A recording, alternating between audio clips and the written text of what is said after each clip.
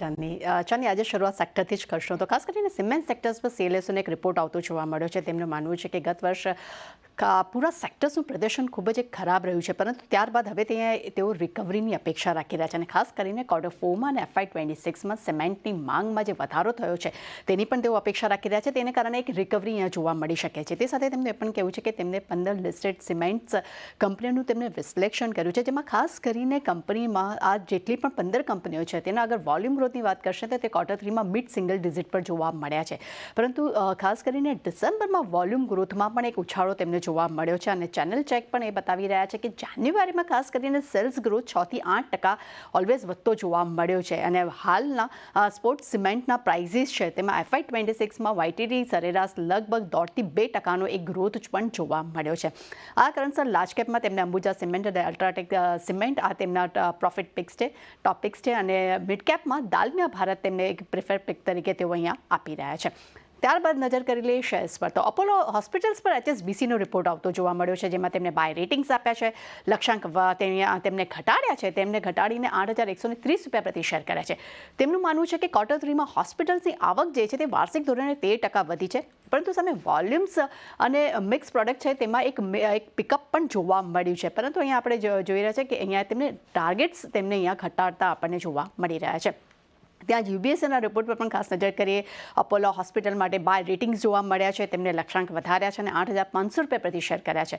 તેમનું માનવું છે કે મજબૂત પ્રદર્શન જોવા મળ્યું છે. આ કારણસર તેઓ ફરી એક રીરેટિંગની પણ અપેક્ષા રાખી રહ્યા છે અને એટલું જ નહીં, હોસ્પિટલ્સના ખાસ કરીને ARPOB છે તેમાં 8% વાર્ષિક ગ્રોથ જોવા મળ્યો છે અને ઓક્યુપન્સીમાં લગભગ 200 બેસિસ પોઈન્ટ વાર્ષિક ધોરણે એક સુધારો જોવા મળ્યો છે. ત્યારબાદ નજર કરશું બાયોકોન પર. અહીંયા HSBCનો રિપોર્ટ આવતો જોવા મળ્યો છે. બાય રેટિંગ્સ આપ્યા છે, લક્ષ્યાંક તેમને ₹430 પ્રતિ શેર કર્યા છે. તેમનું માનવું છે કે કંપનીના ખાસ કરીને ગ્લોબલ બાયો સિમિલર્સ છે તેમાં એક સારી તક જોવા મળી રહી છે અને કંપની મલેશિયામાં જે પ્લાન્ટનું એક્સપોર્ટ લોન્ચ કરી રહ્યા છે તે ખૂબ જ કંપની માટે મહત્વપૂર્ણ રહી શકે છે. એટલે એમ કહી શકાય બાયોકોન માટે પોઝિટિવ રિપોર્ટ્સ અહીંયા જોવા મળી રહ્યા છે. આઈસર મોટર્સ પર HSBCના રિપોર્ટ પર નજર કરશો. હોલ્ડ રેટિંગ છે, લક્ષ્યાંક ₹5,000 પ્રતિ શેર કર્યા છે. તેમનું માનવું છે કે ઓપરેટિંગ માર્જિનમાં ઘટાડો આવ્યો છે, પરંતુ સામે પ્રોડક્ટ લોન્ચમાં અને ખાસ કરીને માર્કેટિંગમાં જે વધુ કંપનીએ ખર્ચ કર્યો છે તે એક ખાસ કરીને હેન્ડવિન્ડ તરીકે અહીંયા દર્શાવાઈ રહ્યું છે. ત્યારબાદ નજર કરશું એસ્કોટ કુબોટા પર. અહીંયા HSBCનો રિપોર્ટ છે, રિડ્યુસ રેટિંગ છે, લક્ષ્યાંક ₹3,000 પ્રતિ શેર કર્યા છે. તેમનું માનવું છે કે સ્થાનિક ટ્રેક્ટર માંગ જે છે અને મોમેન્ટમ કંપનીને મેનેજમેન્ટ હાલમાં યથાવત રહી શકે તેવી તેઓ ધારણા રાખી રહ્યા છે. સાથે તેમણે એ પણ વાત કરી છે કે ટ્રેક્ટરની નિકાસ છે તે પણ એક મજબૂત રિકવરી નીચલા સ્તરેથી જોવા મળી શકે છે, પરંતુ તેઓ અહીંયા રિડ્યુસ રેટિંગ આપી રહ્યા છે. વરુણ બ્રેવરેજીસના રિપોર્ટ પર નજર કરશું. અહીંયા આપણને બાય રેટિંગ જોવા મળી રહ્યા છે. HSBC તરફથી લક્ષ્યાંક તેમને ₹670 પ્રતિ શેર કર્યા છે.